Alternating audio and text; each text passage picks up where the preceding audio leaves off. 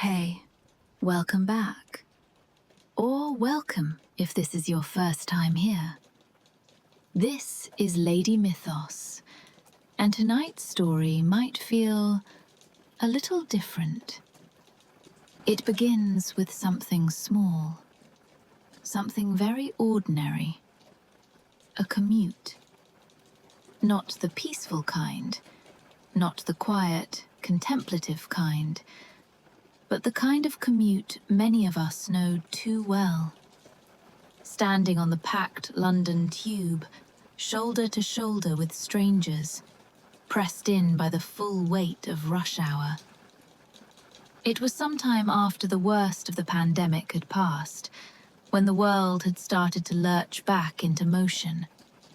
And I was doing what a lot of people were doing, trying to keep my head above the noise. And on that train, squeezed into the corner of the carriage, I started watching Stranger Things on my phone. I hadn't watched it before. Not because I thought I wouldn't enjoy it, but because I've never really been into horror. I usually stick with softer things, mysteries, thrillers, and even then, only when I'm in the right mood. Too much tension, and I'm more likely to turn it off than lean in. But by then, a few seasons had already come out. There was no hype to catch up on, no pressure to binge, just episodes I could move through slowly, one train ride at a time. And somewhere in that crowded space, surrounded by strangers, wrapped in noise and motion, I became a fan. But not because the story frightened me, not because of nostalgia, not even because of the monsters. What stayed with me was something quieter, something deeper. Some parts of the story felt familiar, but not in the usual way. Not like, oh, this reminds me of another show, but like hearing a melody you can't quite place, because it's older than memory. As someone who spends a lot of time with mythology, I started to feel those echoes. Ideas I'd seen before, not on screens, but in ancient stories. Stories about shadowed worlds beneath this one, about unseen presences, about children who could sense what others could not, and about what happens when a boundary is disturbed, when something old is awakened and begins to move through the cracks. So tonight, I'm not here to break down the series. And I'm not here to retell it either. I just want to share something personal. The way this modern story quietly led me back to very old myths, told across different cultures, in different times, with voices that still feel present somehow. This episode might feel different from my usual ones. There's no single myth, no hero's journey, but I hope it still gives you space to rest. So if you're listening in bed, or just looking for a little quiet at the end of the day, take a moment. Let your shoulders drop, and let's begin, where so many of the old stories begin, with the idea that there is more than one world. Chapter 1. The Upside Down, Ancient Underworld Myths. To understand why this story stayed with me, why it lingered long after the final scene, I had to step away from the screen for a moment, let go of plot, let go of genre, and just sit with the feeling it left behind. It was subtle. Not fear, not tension. Something older. A sense of recognition. Like brushing up against an idea I'd met before, but in another form, another age. And as someone who lives with myths, reads them, listens to them, retells them, I started to feel that quiet pull, that whisper of an older story beneath the new one.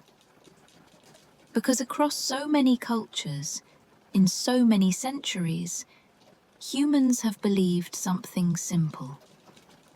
That this world, the one we walk through every day, is not the only one. There is another world, not far away, not abstract, but close. Sometimes beneath us, sometimes beside us, sometimes overlapping, so tightly that one misstep could shift everything. And this other world? It wasn't always evil. It wasn't always a place of torment. It was simply not ours, not meant for the living. Its rules were different. Its time moved differently. And its borders weren't meant to be crossed. Not casually, not often. But they could be crossed. And when they were, something always came back changed. In ancient Greece, this other world was called Hades, the underworld. And unlike what we sometimes imagine now, it wasn't a realm of fire or punishment. That came later, in other traditions. To the Greeks, it was quieter, shadowed, slow. A mirror of the living world, drained of urgency. Here, the dead wandered without pain, but also without clarity. Over time, they forgot who they were. Not from cruelty, but because time in the underworld dissolved things. It wasn't far away. It was just on the other side of certain rivers. The Styx, the Acheron, guarded by gates and watched by figures like Charon, the ferryman, and Cerberus, the hound who made sure nothing crossed back that shouldn't. But even with those boundaries, crossing was possible. Orpheus did it, trying to save Eurydice. Heracles, as part of his trials. Odysseus, in search of prophecy. And every time, what returned was not untouched. Sometimes they lost something. Sometimes they brought something back. Sometimes the underworld itself seemed to follow them. That's the part that stays with me. Because in these myths, the underworld wasn't sealed. It wasn't a closed container. It was a corridor, a place that could be entered, but also a place that could reach out. In Norse myth, the underworld was Helheim, a realm of fog, mist, and deep cold. It lay beneath the roots of the world tree Yggdrasil, coiled in the farthest reaches of creation. Here, the dead didn't burn or suffer. They waited. Time slowed, memory thickened. Sound moved strangely. Even the gods hesitated to speak of Helheim, not because it was painful, but because it endured. It waited without need or purpose, and waiting can be more terrifying than rage. Once something enters that stillness, will it ever move again? And if it does, will it come back changed? In Mesopotamia, the underworld had a name that said everything. The land of no return. It was dry, silent, stripped of hierarchy. Kings and peasants became dust together. There was no ladder to climb, and even the divine could be pulled down. The goddess Inanna, queen of heaven, chose to descend. To reach the underworld, she had to pass through 7 gates, and at each, she gave up something. A crown, a necklace, a ring, a robe. Piece by piece, her power was peeled away, until, at the deepest point, she was bare. Neither divine nor fully herself. And while she remained below, the world above shifted. Crops failed. Desire dimmed. Life itself seemed to unravel. Because when a goddess is absent, when the balance is disturbed, the land notices, and it does not forget. Her return came with consequence. She didn't come back whole. She came back changed.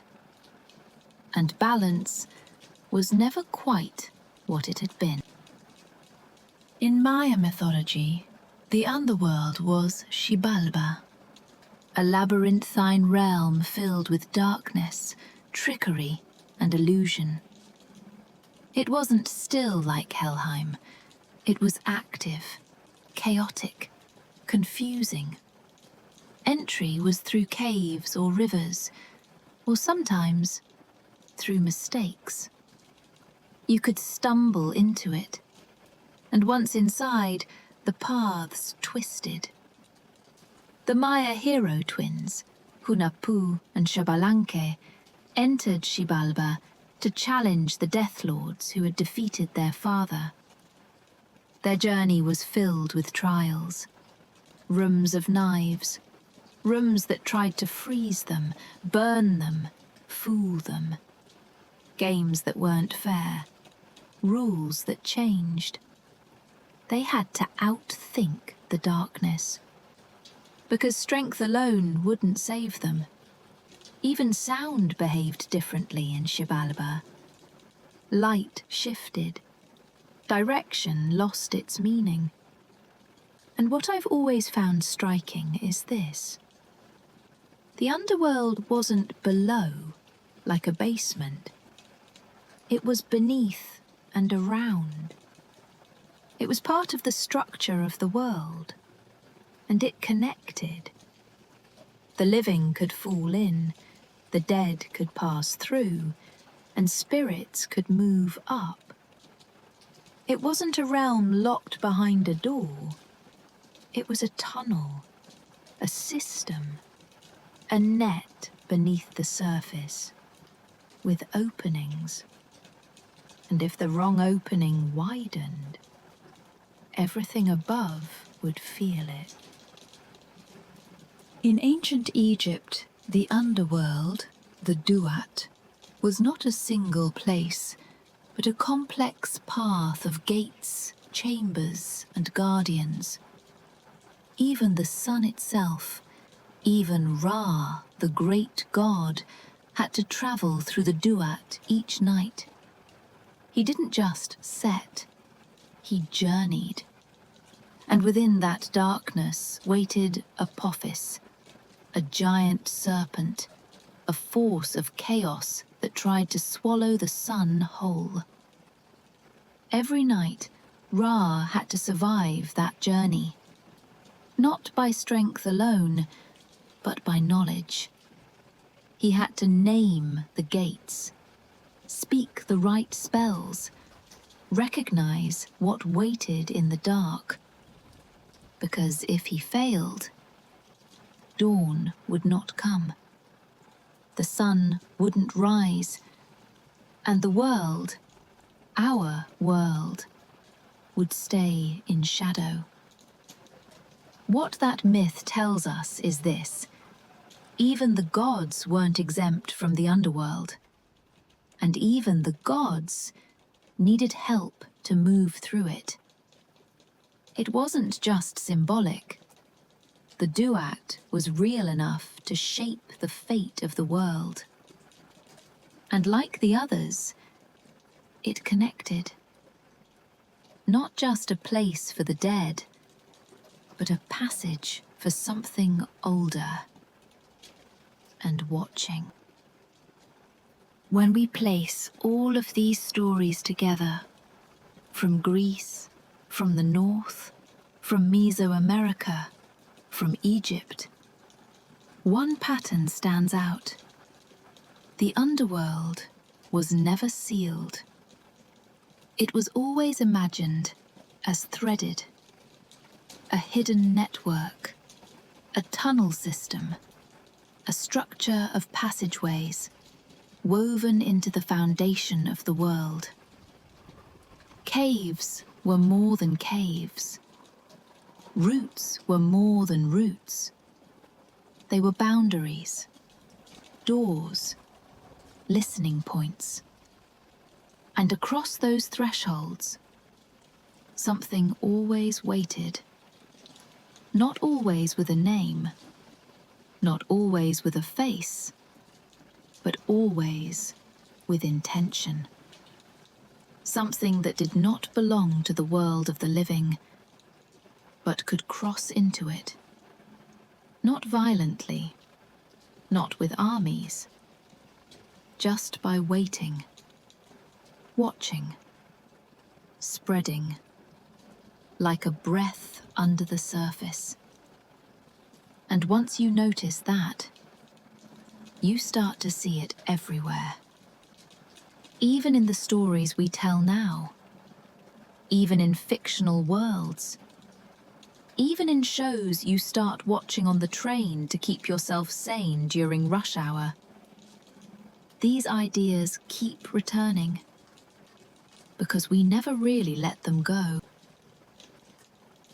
For now, let's pause at the edge, where the world above and the world beneath come close enough to touch. Because in the next chapter, we'll look at what lives on the other side. Not a god, not a king, but an intelligence. Something that doesn't want to rule the world. It wants to unmake it. Chapter 2. The intelligence in the dark.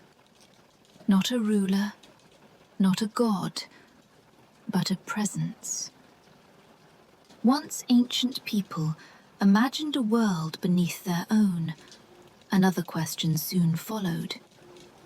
If that world exists, if it lies just beneath or beside this one, then something must exist within it. Not just terrain, not just shadows or silence, but something aware, something watching, something waiting. And across cultures, again and again, that's exactly what we find. The idea that darkness is not empty, that the underworld, the hidden world, the world beneath, does not lie still. It listens. In the story that brought me here, the modern one I started watching quietly on the train, there is a presence in the dark. A vast, intelligent force. Sometimes it's called the Mind Flayer. But for me, what stood out wasn't the name. It wasn't even the shape it took. It was the role it played. Because long before television, long before monsters had concept art or CGI, humans were already describing something just like it. In ancient Egypt, that force was called Apophis, or Apep, a great serpent of uncreation, a being that lived in the deep darkness of the Duat, the Egyptian underworld. Every night, as the sun god Ra made his journey through the underworld, Apophis tried to devour him, to prevent dawn, to stop the cycle. Apophis didn't speak, didn't reason, didn't bargain. It wasn't there to rule. It was there to end, to undo. It was chaos, not as confusion, but as opposition to life itself. A presence that wanted nothing more than for light to fail. Egyptian priests performed rituals to protect the sun. They recited names, carved symbols, practiced vigilance. Because to them, chaos wasn't loud. It didn't arrive suddenly. It pressed. It eroded. It waited for the smallest weakness. And that feels familiar. In Mesopotamian myth, chaos had another name. Tiamat, a primordial sea, older than the gods. She was not evil, but she was vast, untamed. She gave birth to strange beings, monsters. Not out of malice, but because creation without structure grows wild. Tiamat was the sea before boundaries. And when the younger gods tried to bring order to the cosmos, she resisted. Her defeat didn't erase her. In fact, her body became the world, the earth, the sky. Which means chaos was not destroyed. It was embedded, folded into the very structure of what exists. It still lives within the fabric of things. In Greek mythology, this idea appears again, this time through Typhon. Typhon was born from the earth itself, a towering, storm-like being. He wasn't clever. He wasn't interested in ruling. He was force, wind, fire, pressure, disruption. He rose from below, so powerful that even Zeus, king of the gods, was shaken. Order did not keep him out. It had to fight him back. Typhon didn't threaten civilization with armies. He threatened it by being something too large to contain. And in that way, he feels very close to the things we fear now. Not conscious threats, but slow ones, vast ones. Ones that don't speak, but move. In Chinese mythology, there's a very different version of this idea. One that's quieter, but no less powerful. The being is called Hundun. A strange name, a strange form. Hundun had no face, no eyes, no features, no desires. It was a presence, formless, whole. And when others tried to define it, to shape it, to give it eyes and a mouth and openings, Hundun died. The story is short, simple, but the message is subtle and sharp. Some forces lose their nature when we try to understand them too clearly. Chaos, in this telling, isn't hostile. It's beyond language.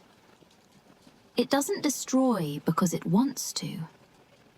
It just ceases to exist when you try to contain it. There's something in that story that feels deeply modern. Because sometimes, the more we try to map a thing, the more it slips from our grasp. When you look across these myths, Apophis, Tiamat, Typhon, Hundun, you start to see a pattern. These ancient forces don't behave like villains. They don't set traps. They don't demand attention. They seep. They corrupt. They wait. They don't fight individuals. They destabilize systems. They don't destroy outright. They loosen the threads. They make structure fail. And this is what struck me most as I quietly watched the story unfold on that crowded train. The presence in the dark, the one from Stranger Things, doesn't act like a character. It acts like an ancient idea. It watches, it influences, it spreads, not through commands, but through connection. And this is something myths have always warned about, that chaos doesn't announce itself. It moves through cracks, through small errors, through slow shifts in feeling. It makes things feel slightly off. Crops begin to fail. Dreams turn strange. Familiar places feel wrong. People feel wrong. And by the time you realize it's here, it already is. That's why ancient people feared it. Not because it screamed, but because it waited. They imagined it in many shapes: serpents, seas, storms, voids. But what mattered wasn't the form. It was the feeling that something vast was watching. And watching isn't neutral. Watching is preparation. Because if something in the dark can watch, then eventually it must also touch. And that brings up another question. How does it reach into our world? How does that influence cross the boundary? And why, in so many of these stories, does it always seem to reach through the least expected people? That's where we'll go next. Chapter 3. Children who can see between worlds. To stand between worlds is to be shaped by both. Once ancient people accepted the idea that something exists in the dark, that there is a presence watching from just beyond the edge of this world. Another question followed. How does it reach us? How does it cross the boundary between there and here? And again, Across centuries and cultures and landscapes, the same answer keeps appearing. It reaches us through those who stand closest to the boundary, those who are still in between. Not priests, not warriors, not kings, but children. It's not because children are strong or because they're wise. It's because they are unfinished, still forming, still closer to wherever they came from than to wherever they're going. Ancient people believed that children hadn't fully anchored themselves to the structures of the adult world. They still carried something porous, something open. They were, in a sense, not quite sealed off yet. And so, they could hear things that others couldn't, see things that others had learned to ignore. In ancient Greece, the gift of prophecy was sometimes given to the young, not because the child understood the message, but because they didn't try to. They didn't interfere.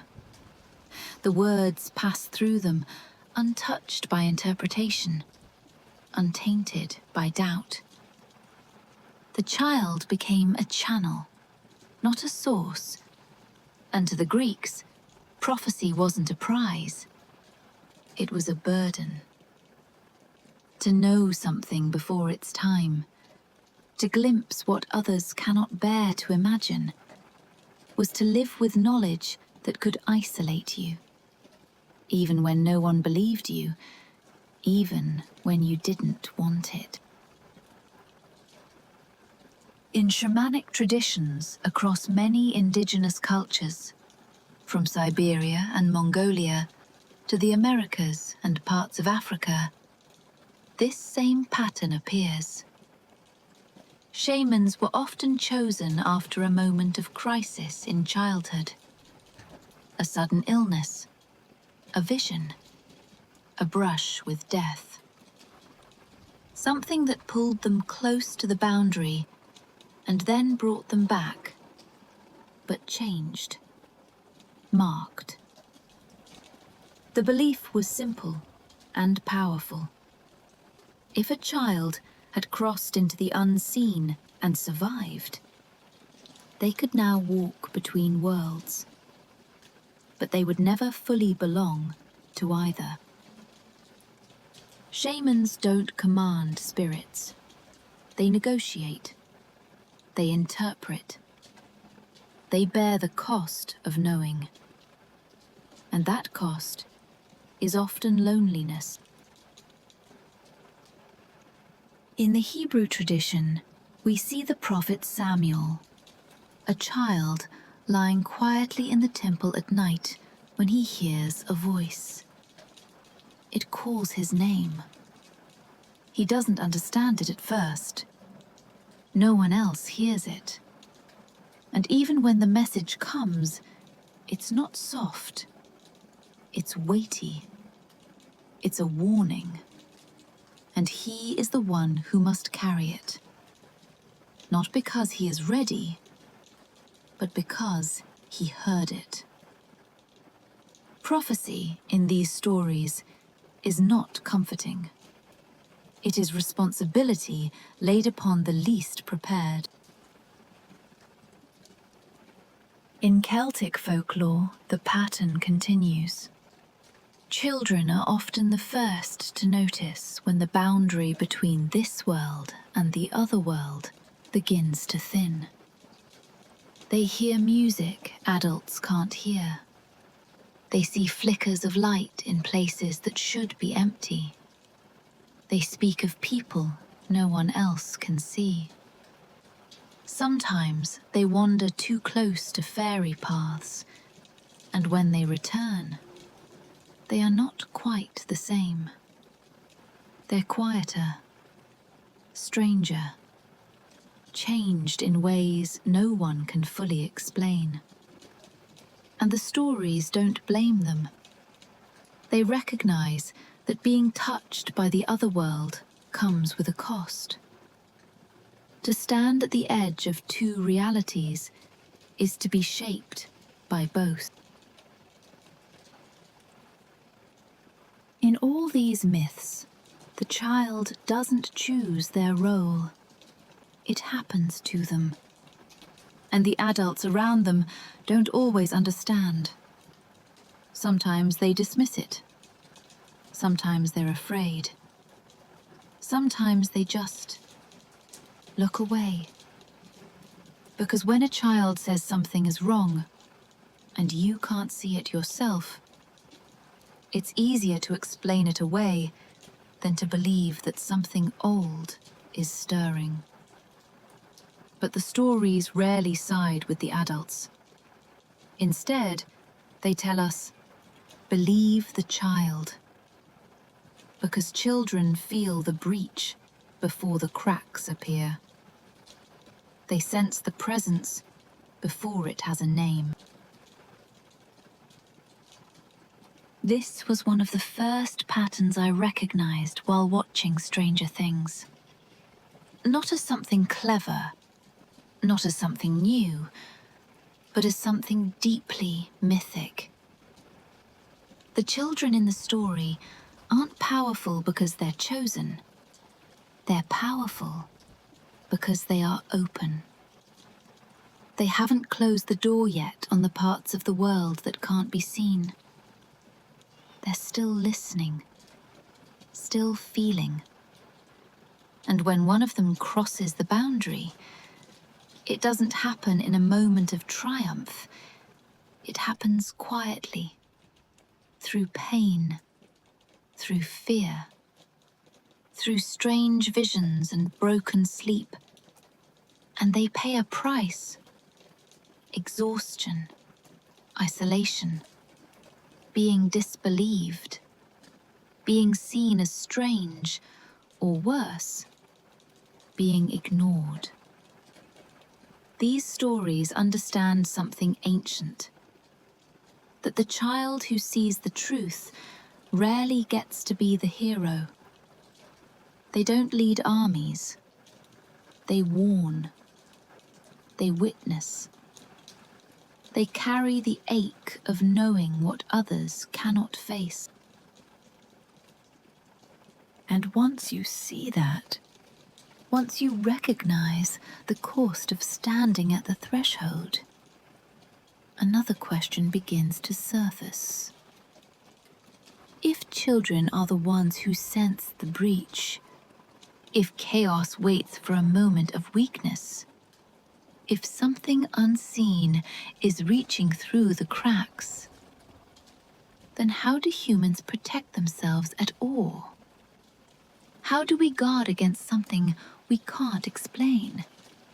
Something that doesn't take a shape until it's too late. For ancient people, the answer was simple and powerful. You name it. And that's where we'll go next. Chapter 4. Naming the Unknown.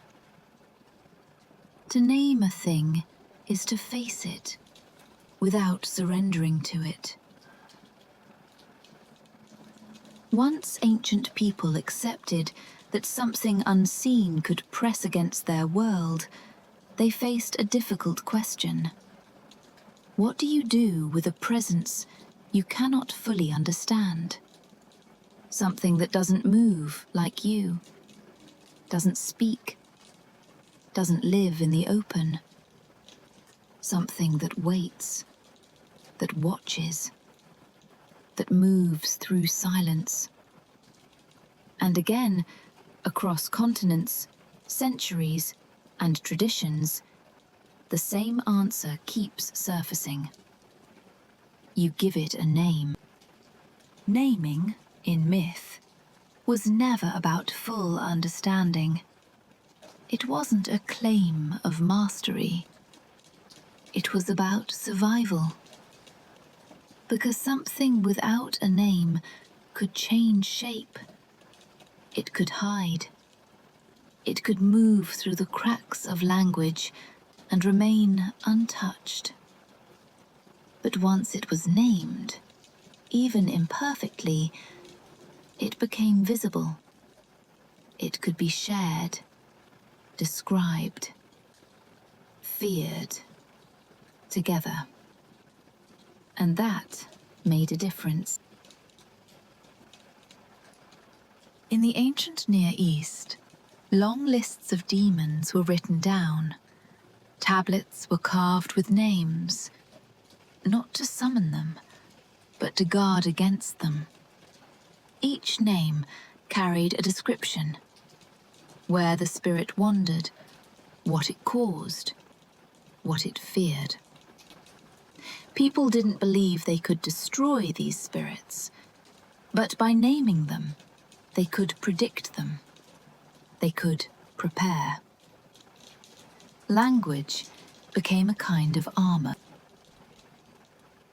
In ancient Greece, this idea went deeper still. To speak the true name of a being was believed to grant influence. Gods had secret names.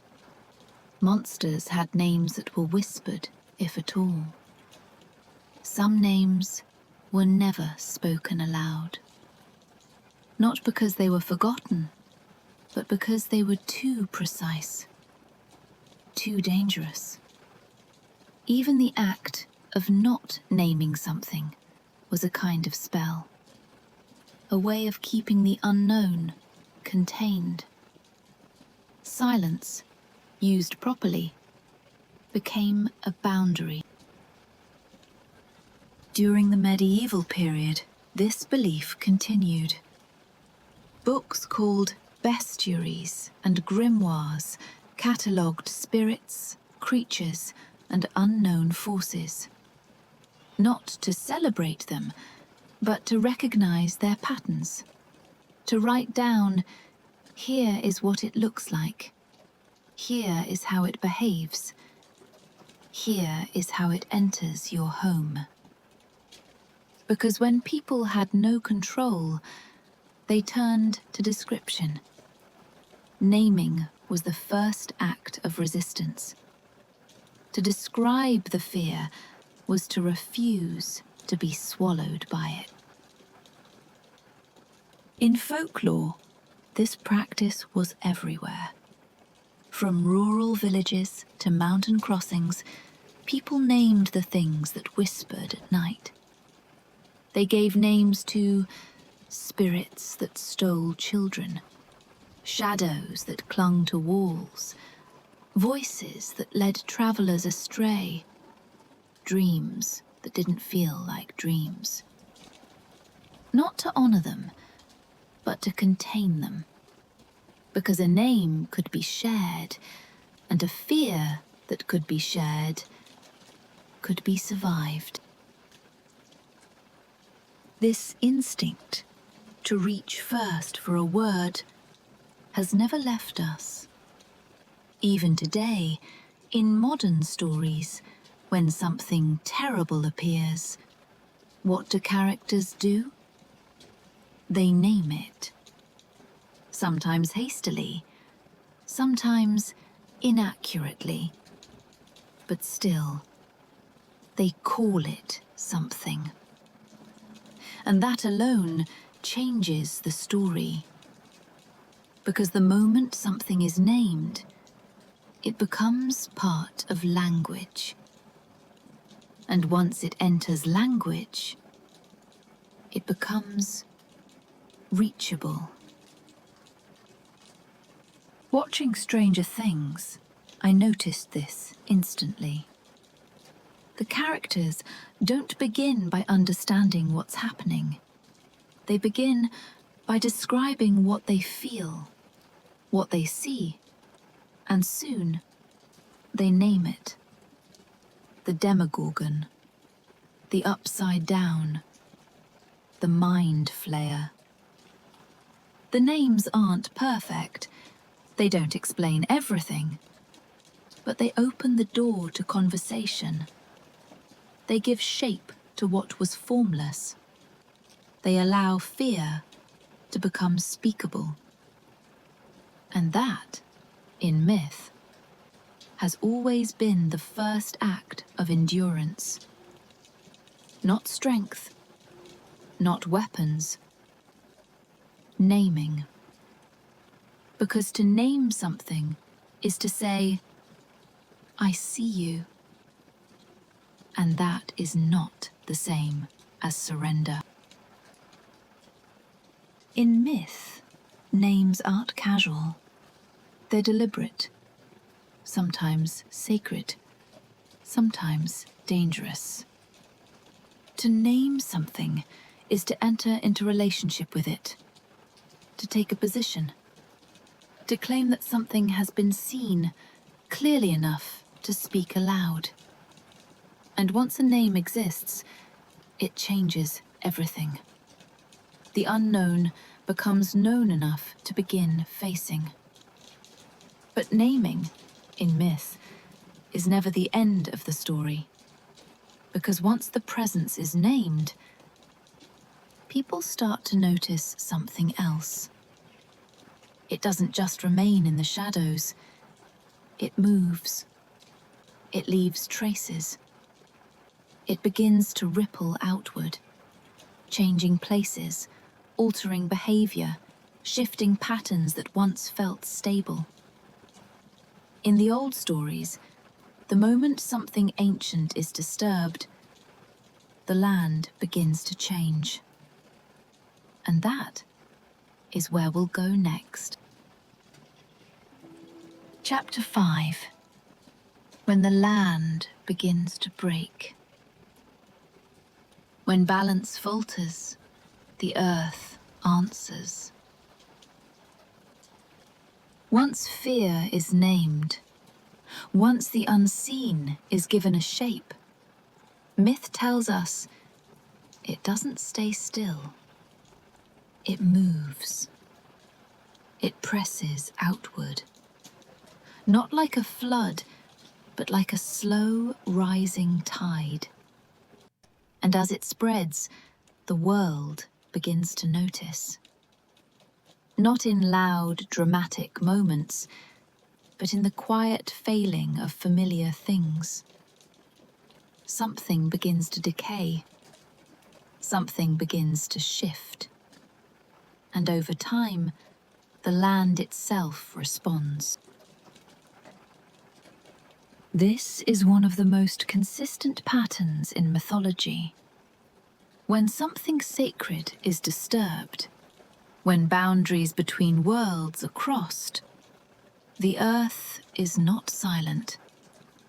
The earth reflects the change. It mirrors it. Because for ancient people, the land was not just setting. It was not background. It was alive. Not just with trees and animals, but with structure and memory. And when something old was knocked out of balance, it didn't just affect individuals. It rippled through everything connected to it. In Greek myth, this idea is embodied in the story of Demeter and Persephone.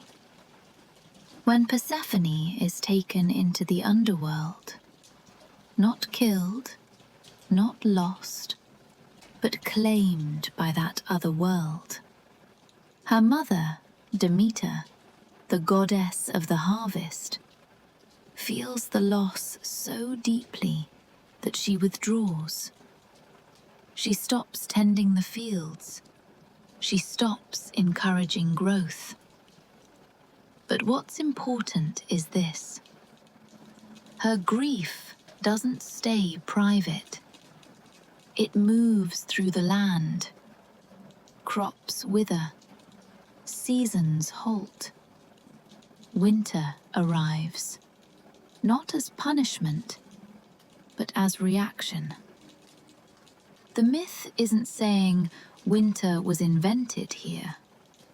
It's saying when something is wrong in the hidden places, the visible world falters. The surface reflects the wound beneath it. In Celtic legend, a similar pattern appears in the story of the Fisher King. He is a guardian of the Grail, but he is wounded. And because the king and the land are linked, his injury becomes more than personal. It becomes environmental. The rivers run poorly, the soil dries out, nothing blossoms. It's not a curse in the magical sense, it's a consequence of imbalance. The king's suffering is echoed in the land.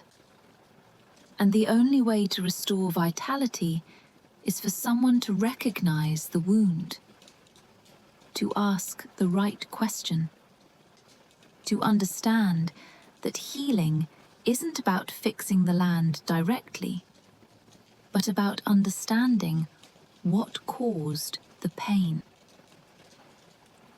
In Mesopotamian myth, this theme is even more explicit. When the goddess Inanna descends into the underworld and remains there for a time, the world above doesn't just feel sad, it begins to fail. Crops don't grow, desire fades, the natural rhythm of life weakens. And the myth doesn't frame this as punishment from the gods. It's not retribution. It's simply what happens when a vital force is removed from the balance. The land reflects the absence. It responds to the disruption. In many indigenous traditions, land is not property. It is relationship. The land is seen as a being with awareness, memory, and a role in spiritual balance. When something sacred is disrespected, when boundaries are ignored or violated, the response isn't always immediate. It's often slow. But animals begin to behave differently. The weather shifts. Illness spreads in places where it never existed before. In these stories, the land doesn't attack. It responds. It reflects the reality of the unseen. It becomes a mirror of the wound. In ancient Egypt, this same pattern appears cosmically. If the sun god Ra fails in his journey through the Duat, if he is devoured by Apophis, the sun does not rise, darkness does not lift, order begins to erode. Because in that system of belief, balance wasn't guaranteed, it was maintained. And if the maintenance fails, the world shows signs. Nothing is static. Even the rising of the sun depends on the hidden world holding its shape. When we step back and place these myths side by side, the message becomes clear. The land is not neutral. It is not indifferent. It is a participant. And when something ancient is disturbed, whether that's a boundary, a sacred path, a gate, a route, a truth, the land doesn't forget. It remembers. And it shows that memory in physical ways. Not with spectacle, but with small breakdowns. Familiar places become unfamiliar. Growth becomes warped. Light begins to behave differently. The very rules of the environment start to slip. things feel wrong before anyone can explain why. And when I watched Stranger Things, this was one of the most mythically resonant elements. Because when that other place, the one just beside this world, begins to open, it doesn't announce itself loudly, but the land begins to speak. Not in words, but in wrongness, in subtle distortion, in silence where there should be sound, in decay where there should be life. And myth has already told us what that means. Ancient people believed that when boundaries thin, the land is the first witness. Cracks appear, time bends, direction fails. And then we are left with a choice: to ignore what's happening or to understand what it means. And in myth, this moment, this realization, doesn't lead straight to resolution. It leads to something more difficult: responsibility. Because once you realize the disturbance, once you see what has changed, you have to ask, what is my place in this?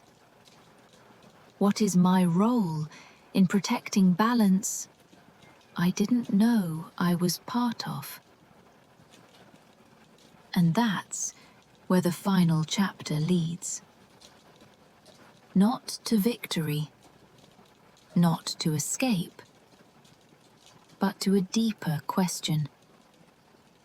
And maybe a deeper answer. Chapter 6. Why these stories never leave us. Old stories don't end. They wait. After spending time with all of this, the old myths, the patterns that stretch across continents, the quiet truths that seem to echo again and again, I found myself coming back to one simple question. Why do stories like this keep returning?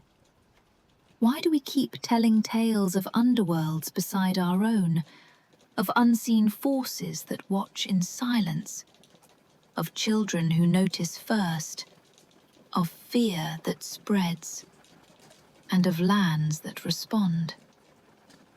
It's not just coincidence, and it's not just entertainment. These aren't passing trends. They are structures of meaning.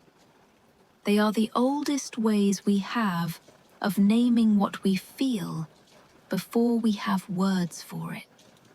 Because humans, from the beginning, have felt something about the world that is hard to articulate.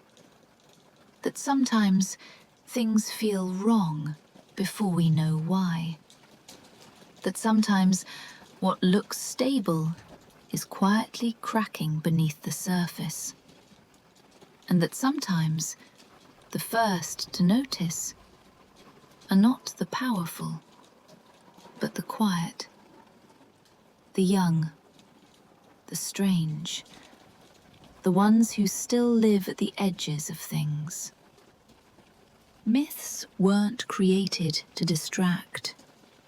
They were created to help us live with what we couldn't control, to make sense of what we feared, to explain why sleep brings strange dreams, why paths sometimes disappear in the woods, why places hold memory, why fear doesn't always arrive loudly, but seeps in slowly, like fog over the ground. Over time, the names changed. the details changed. Gods became archetypes, rituals became symbols, fireside stories became films and novels and series on screens. But the shape of the story stayed the same. The movement stayed the same. Something is disturbed. Someone feels it. Others don't listen. The world begins to shift. And something must be faced, not with weapons, but with understanding. When I watched Stranger Things, I didn't feel like I was encountering something new. I felt like I was recognizing something old. Not copied, not borrowed, but patterned in the same deep rhythms that humans have always used to pass meaning from one generation to the next. Not as fact, but as feeling, as memory, as warning, as truth too large for explanation, but not too large for story. Some people think myths are metaphors. Others think they're distorted memories of things that actually happened. And some believe they're cautionary tales, meant to help us stay within safe boundaries. I don't think we need to choose.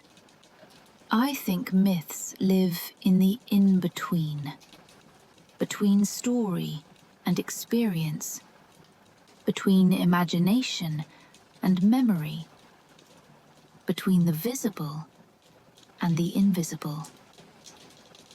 That's why they endure, because they don't belong to one time, or one culture, or one belief system.